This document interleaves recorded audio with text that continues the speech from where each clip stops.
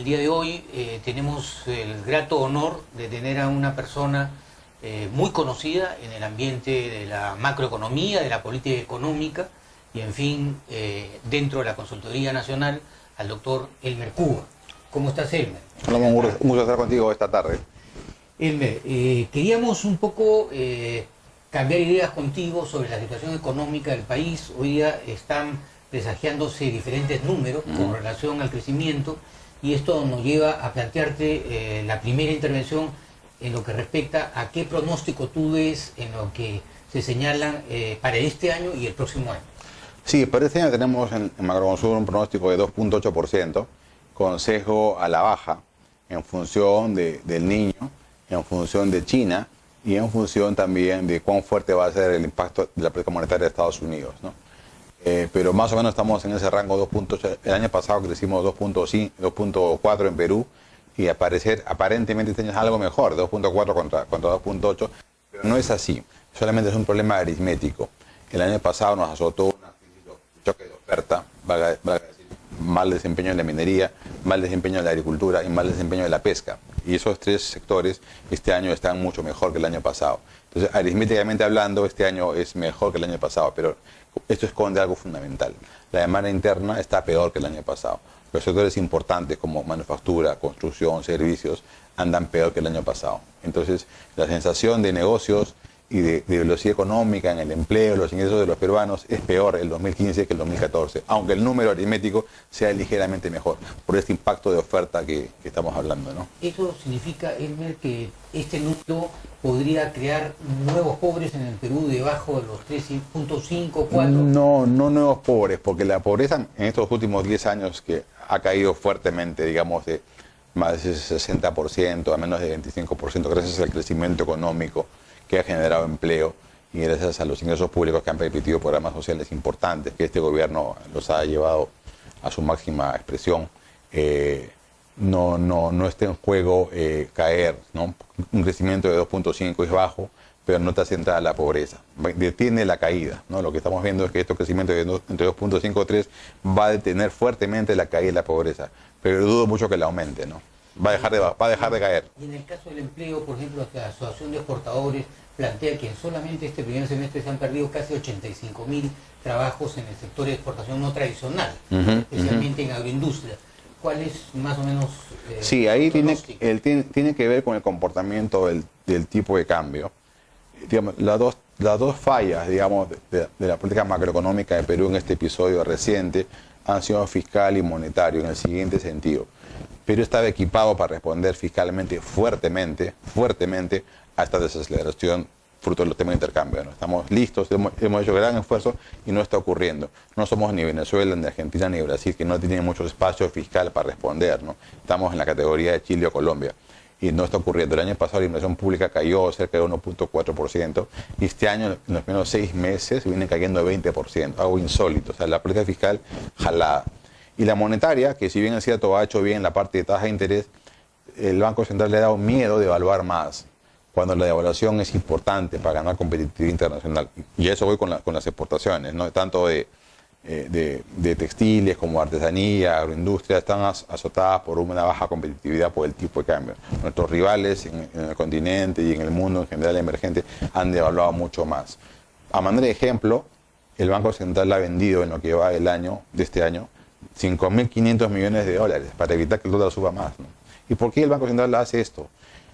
Porque tiene temor a que la inflación sea un poco alta. Es un temor infundado, porque si hay inflación es por una sola vez. No es que la inflación en Perú sea un fenómeno de demanda, que hay que frenar la demanda interna porque es muy fuerte. No es el caso, ¿no? La demanda interna está yendo a 1% este año. Tampoco es que los salarios estén desbocados o hay un déficit fiscal como lo que teníamos en los 80. No es nada, es simplemente una gran devaluación que permite salir de este atolladero y algo se va a ir a precio. O sea, yo perdería la meta este año de inflación sin ningún temor. Y dos, lo hace, también frena la devaluación por temor a activar lo que se llama efecto hoja de balance, es decir, personas o pymes endeudadas en dólares, pero que generan ingresos en soles. Esos pueden verse afectados. Pero así es la vida. O sea, ellos tomaron un riesgo, se endeudaron una moneda en la cual no generan, y el Banco Central no está para protegerlos, ¿no? Porque por protegerlos a ellos implica afectar a los exportadores, ¿no? Que son muchos más además. Entonces, en resumen, la receta típica para estos contextos como los que vive Perú hoy día es un policy mix de la siguiente naturaleza: mayor inversión pública ya y mayor devaluación. Los dos remedios tienen que ser, solamente uno no es suficiente, ¿no? Correcto. Esto de la política fiscal que tú me mencionas de un 20%, esto significa que podría poner en riesgo los proyectos de inclusión social, el gasto social, en vista que no hay los ingresos fiscales que uno desea. Y justamente este es un tema que lo tocamos con algunas otras analistas políticos en cuanto a este presupuesto que se va a aprobar este año es parte de los 6 meses del próximo año donde el nuevo gobierno va a tener que poder vivir con ese presupuesto. Sí, a ver, yo creo que no están en riesgo los programas sociales hechos por este gobierno. Muchos de ellos se debían mantener, incluso aumentar, porque todavía hay su cobertura en muchos de ellos. No se está llegando al total de la población que tenía que llegarse, ¿no? Y tampoco es que Perú esté yendo un descalabro fiscal. Va a haber un ligero déficit fiscal este año por caída de ingresos hechos por el MEF, que el MEF bajó los impuestos. No es que esté yendo una posición deficitaria peligrosa que hay que controlar, ¿no? Y si fuese el caso, bajaría un poco la inversión pública, ¿no? Pero ni hablar tocar los programas sociales que son sagrados para millones de compatriotas, ¿no? Correcto. Elmer, que no es el caso, digo, porque hasta Perú podría endeudarse en el límite, ¿no? Claro, por un tiempo. Claro, claro. ¿Qué hacer con ese fondo de estabilización que tiene hoy el Banco Central de Reserva? No decir el Perú que tiene, poder invertirlos, hacer más infraestructura. ¿Qué es lo que tú recomiendas con el uso de este fondo de estabilización? El problema es que, aparte del fondo de estabilización fiscal, que tiene sus propias reglas de juego, que son muy estrictas, hay un fondo que no tiene reglas, que es todo lo demás expuesto del sector público en los bancos, es otro fondo, digamos, fondo 2, que es tan grande como el primero, y no tiene reglas, es más discrecional, ¿no es cierto? Ahí se puede usar ese espacio para hacer un boom de inversión en infraestructura pública con APPs, dependiendo del grado en cada sector, cuántas empresas privadas quieres que entre cada sector para salir de eso. El problema no es, por primera vez en la historia de la República del Perú, el problema no es de ingresos. El problema es de capacidades. No hemos desarrollado las capacidades para ir más rápido, ¿no? Entonces, hay pocas personas en cada ministerio pensando en proyectos, cuando la lista es muy larga. Entonces hay saturación, digamos, ¿no?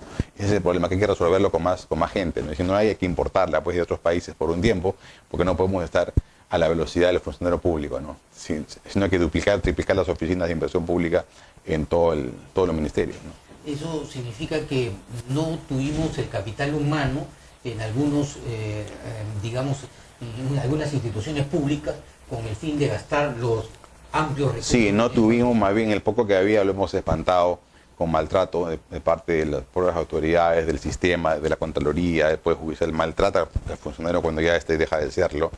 Y también con los salarios, que el gobierno anterior de Alan García redujo los salarios de maneras muy sensibles, casi a un tercio de lo que ganaban. Entonces eso ha espantado no solamente al jefe, sino al entrante, ¿no? Dicho, ¿para qué voy a entrar acá, hacer una carrera pública si voy a llegar a este sueldo que es un techo, ni hablar, mejor ni siquiera entro? Entonces ahora se está viendo que gente no entró en esos estratos, ¿no? etarios, y no hay la gente correspondiente, ¿no? ¿No crees que además de eso también faltó monitorear, no simplemente transferir el dinero a las regiones, a los gobernadores, sino también escoltarlos desde el punto de vista de llevar adelante esa ejecución de los proyectos? Y creo sí, que sin duda. Acá el culpable es el Ministerio de Economía, no hay duda que eso, porque es el ente rector responsable, no se puede lavar las manos y decir, ese es el problema de los gobiernos subnacionales, porque esto es un solo país, ¿no es cierto? Y efectivamente, porque además la inversión pública absoluta hoy día es 4 veces más grande que hace 5 años, ¿no? O en la época de Toledo. Entonces, pero por el mismo número de funcionarios públicos no puede procesar, digamos, 4 veces más de carga en proyectos, ¿no? Y cada vez más complejo, ¿no? Ya no es solamente una cárcel, es una cárcel de parreos primarios, no es solamente un centro de salud, es un centro de salud más sofisticado, ¿no es cierto?, para el niño o para el cáncer. Entonces, el tema se va ganando, no es una comisaría como la de antes, es una comisaría donde se puede aplicar el Código Procesal Penal, digamos, que es más expeditivo, no hay salas de discusión con la gente, o sea, es más complejo y no estamos yendo a esa velocidad. Lo cual es una lástima, porque, como digo, el dinero no es la barrera hoy en día, sino es pura capacidad del sector público, ¿no? Elmer, ¿cómo verías tú el pronóstico de un nuevo gobierno que tuviera la responsabilidad de iniciar una nueva etapa en el país en el 2016 con relación básicamente a la inversión pública. ¿En qué sectores tú crees que habría que incidir para que este gasto sea muy positivo, digamos, para el país? Sí, yo mantendría el actual programa de inversión pública en la parte de comunicaciones y carreteras, muy potente, y yo la mantendría, ¿no?, a esa velocidad como lo está haciendo el actual ministro Gallardo.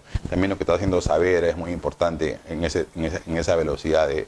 Él identificaba, ha hecho casi un censo de infraestructura educativa y ha hallado que ahí faltan 61 millones de soles, ¿no? Esos dos caminos de educación e infraestructura son centrales para mantenerlo. Pero, ahora, ¿no te parece que hay algún gasto social que tiene un déficit? Por ejemplo, tenemos el problema de la anemia, de la desnutrición infantil, ¿no? Y ese tema viene acompañado con el problema del agua y el saneamiento, que tampoco no existe en muchas áreas del país. ¿Crees que eso debe priorizarse, que debe ser sí, un aspecto si tuviese que criticar la política social de este gobierno, es esa. Yo creo que muy bien juntos, muy bien Beca 18, muy bien Jaliguarma, bien pensados. Siempre se puede mejorar en la parte, digamos, operativa, ¿no es cierto? Pero la anemia sí ha quedado en el aire, como que todo el mundo se lava las manos entre el MINSA y el Ministerio del MIDIS, y eso no puede ocurrir porque el niño no espera, ¿no? Y no puede ser que las chispitas no estuvieron o que me quedé sin proveedores. No hay disculpas para dejar a seres humanos en el limbo de la anemia, ¿no? Eso sí es algo muy reprochable, ¿no? Correcto, correcto. Creo que finalmente, Elmer, nos gustaría conocer un poco tu opinión, digamos, sobre los pronósticos en América Latina. ¿Cuál es nuestra relación en el comercio exterior con América Latina, con el Asia? Hay un TPP que está discutiéndose y sobre todo las posibilidades importantes con la Unión Europea y los Estados Unidos. ¿Cómo ves, cómo aprecias el mercado externo? Sí, Perú está, digamos, bien diversificado geográficamente hablando, más que muchos otros países, ¿no? Porque casi, digamos, grosso modo, la cuarta parte se vende a Estados Unidos, la cuarta parte a Europa, la cuarta parte a China y el resto de asiáticos, y la cuarta parte a América Latina. O sea, está ahí. No es que a la vez se van a caer los cuatro mercados, ¿no? Si eso pasa, pues es una crisis mundial, ¿no? Pero lo que está faltando es competitividad severa, y no solamente cambiaria, que esa es más fácil, ¿no? Es fácil que el Banco Central pueda devaluar, poner el dólar arriba, defenderlo por varios años. Eso es fácil, no lo hacen, pero eso es fácil.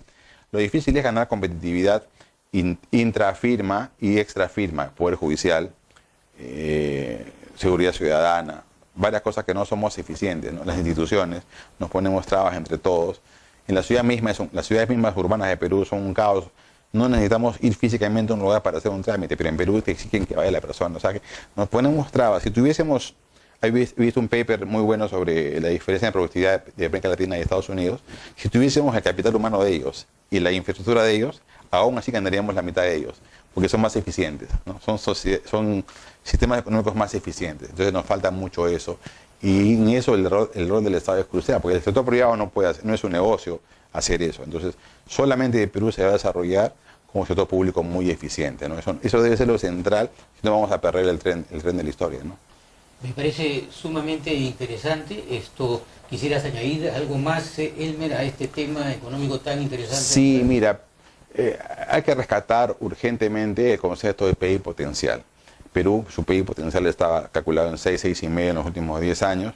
Hoy día se habla de 4,5, es el nuevo número, la nueva normalidad es 4,5, pero sin embargo ya vamos 2 años seguidos en 2,5. Entonces tenemos que hacer cerrar esa brecha. Si no cerramos la brecha, esa brecha es un veneno para la inversión privada, ¿no? Nadie invierte en un país que no crece. Entonces, todo el mundo comienza a revisar sus expectativas y comienza a invertir, hacer más chica la fábrica, más chica la tienda, todo, ¿no? Porque quiero ajustarme a la nueva realidad. Entonces, mientras más tiempo demoremos en no reactivar la economía, no llevarla a ese 4,5, va a ser más dañino para el país y para el empleo, para la pobreza y en general para la república, ¿no? Eso no puede ocurrir y tenemos las herramientas, o sea, no es que no estamos pues como en Venezuela o Brasil, que más bien hay que hacer ajustes ahí, ¿no? Y la historia va a juzgar a la política macroeconómica del 2015 y 2016, ¿no? Muchas gracias, Elmer. Creo que esta conversación nos lleva seguramente a otras charlas más adelante para un poco analizar en los próximos meses cómo va digamos, la marcha económica del país. Bueno, encantado, Salmón. Por tu manera de ayudarnos en hacer comprender mejor la economía peruana.